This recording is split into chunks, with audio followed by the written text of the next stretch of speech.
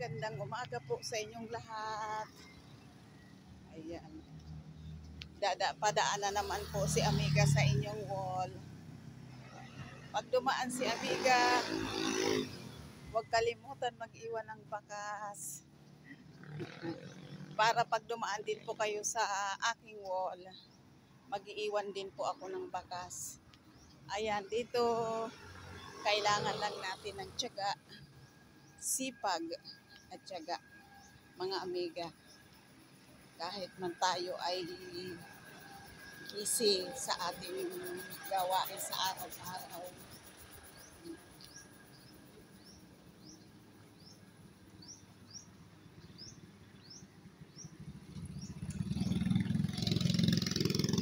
Kailangan tayo magpatuloy sa ating buhay. Pagpatuloy lang ang ating ginagawa. Ayan.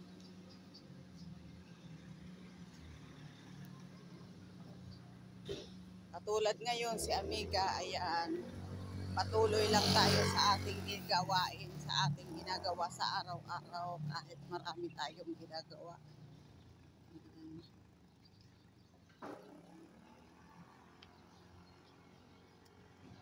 Itong ating ginagawa dito sa Facebook, ano naman po ito rin, para na rin tayo nagtatrabaho. Kailangan din natin gumawa ng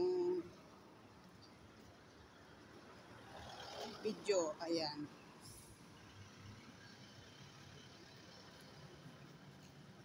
Kailangan din nating pagtrabahuan din natin para na rin tayo nagtatrabaho.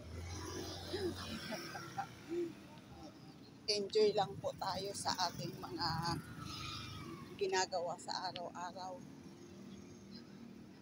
Nagkakaroon din naman tayo ng mga problema. Hindi naman natin maiwasan na magkaroon tayo ng problema sa loob ng bahay o kaya na pangangailangan natin. Minsan wala. Iisipin mo ano na naman kaya ulam bukas.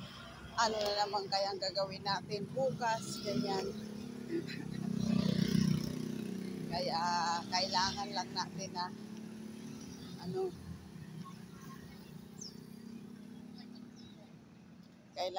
kailangan lang natin na mag-isip kung ano natin. Hindi lang mag-isip kundi kumilos o gawin natin. Ayan.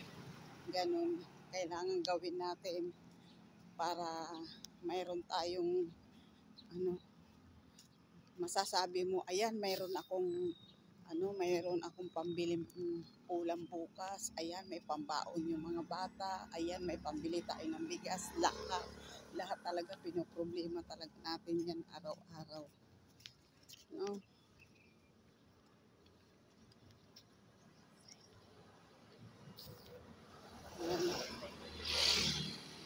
Pero sa atin mga nanay, nagagawa din naman natin ng paraan kung alin yung wala.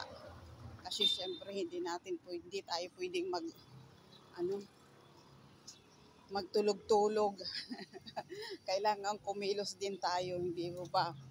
Oh. Ganun, para mayroon tayong maibigay na pambaon ng mga bata, pambili ng ulam. Yan, lahat na. Kasi lahat yan, natin yan, sa pang-araw-araw natin. Kailangan nating rin, magtrabaho. Ayan. Kung kulang man, kailangan magtulungan lang din. Magtulungan tayo ng hanap buhay.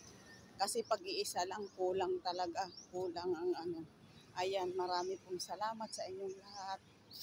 Salamat po sa panunood dito. Kailangan lang natin magtiyaga at magpakatatag sa ating at kay samahan na lang ng ating magpasalamat sa Diyos kung anong binigay sa araw-araw at kung ano man yung natatanggap natin. Ayan, kailangan din natin magpasalamat at bigyan din tayo ng lakas. Ayan, marami pong salamat sa inyong lahat.